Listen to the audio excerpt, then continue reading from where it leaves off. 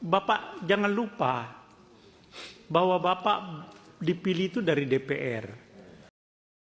Salam Jumat berkah guys. Lu denger ya, itu Bapak Irjen Purnawirawan Safarudin, legislator dari PDIP. Waktu fit and proper test Hakim MK ini kalau nggak salah ya. Jadi bilang dia pesen nama Hakim MK, calon Hakim MK. Ingat Pak, Bapak itu dipilih oleh DPR.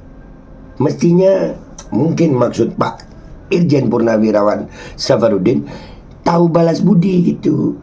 Jadi kalau sudah hakim dipilih sama DPR, waktu menyidangkan anggota DPR yang mungkin tertangkap korupsi, ya ingat-ingatlah, jangan kasih hukuman yang berat-berat anggota dewan. Kesian, gaji cuma 3,3 juta dan memilih Anda sebagai hakim MK.